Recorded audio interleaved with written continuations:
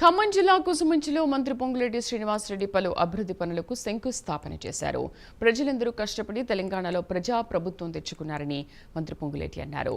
రాష్ట్రంలో అభివృద్ధి సంక్షేమం రెండు కళ్లలా కొనసాగిస్తున్నామని తెలిపారు.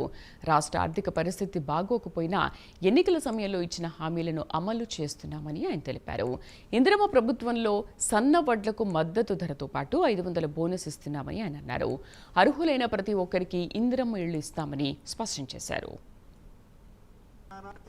చెప్తే ఒరేసిన రైతును రాజును చేయాలనే తపనతో సన్నవడ్లించి పండించిన రైతన్నలకి మద్దతు ధరతో పాటు ఒక విడత బోనస్ 500 రూపాయల క్వింటాలకు ఇచ్చాం.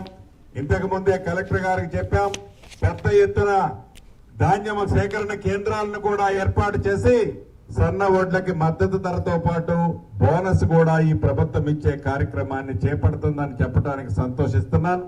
10 సంవత్సరాల్లో పేదవాడికి ఇళ్లు ఇయ్యకపోతే మీరు ఎన్నుకున్న మన ఇందిరమ్మ ప్రభుత్వం వచ్చిన తర్వాత మన ధర్మ తండాకి కూడా నాకు తెలిసి 29 ఇళ్లు ఒకేసారి ఈ ఊళ్ళో అవసరమున్నన్ని కూడా ఇచ్చాం. భవిష్యత్తులో ఇంకేమన్నా ఒకటి అరా తగ్గినా తప్పకుండా ఈ ప్రభుత్వంలో ఇచ్చుకోవటం జరుగుద్దని మనస్ఫూర్తిగా మీ అందరికీ తెలుపుతూ మీ దీవెనలు, మీ ఆశీస్సులు, మీ ప్రేమ అభిమానాలు ఇదే విధంగా ఉండే విధంగా భవిష్యత్తులో కూడా ఈ ప్రభుత్వం మీకోసం అంటే పేదోళ్ల కోసం పనిచేస్తుందని తెలుపుతూ